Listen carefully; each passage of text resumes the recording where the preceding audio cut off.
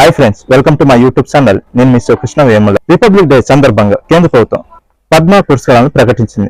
వివిధ రంగాల్లో విశేష సేవలు అందించిన వారిని ఈ పురస్కారాలకు ఎంపిక చేయడం జరిగింది. అయితే ఈ పద్మ అవార్డ్స్ ఎంతమందికి ప్రకటించారు, వారిలో మన తెలుగు రాష్ట్రాలకు సంబంధించి ఎంతమంది ఉన్నారో వారి పేర్లు ఏంటో మనం ఒకసారి తెలుసుకుందాం. మొత్తం 139 మందికి పద్మ అవార్డ్స్ ప్రకటించగా వారిలో 7గురికి పద్మ విభూషణ్, 19 మందికి పద్మభూషణ్, 113 మంది పద్మశ్రీ పురస్కారాలకు ఎంపికయ్యారు.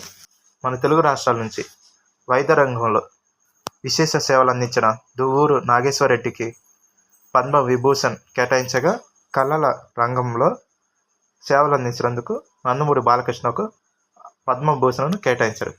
అంతేకాకుండా మంచి ప్రజాసేవ చేసినందుకు మందకృష్ణ మాదికకు, కళల రంగంలో సేవలు అందించినందుకు మాడుగుల నాగఫణి శర్మకు, అలాగే కళారంగంలో విశేష సేవలు అందించిన మిరియాల అప్పారావుతో పాటు విద్యా సాహిత్య రంగంలో సేవలు అందించినందుకు కేఎల్ కృష్ణ, వాదిరాజు రాఘవేంద్రచారి పంచముఖికి పద్మశ్రీ అవార్డును కేటాయించాడు. ఈ క్రమంలో మన తెలుగు రాష్ట్రాల నుంచి పద్మ అవార్డులకి ఎంపికైన వారికి మహేష్ బాబు, జూనియర్ ఎన్టీఆర్, చిరంజీవి, జగన్మోహన్ రెడ్డి, చంద్రబాబు నాయుడు, రేవంత్ రెడ్డి, పవన్ కళ్యాణ్ ఇలా పలువురు ప్రముఖులు సోషల్ మీడియా వేదికగా అభినందనలు తెలిపారు.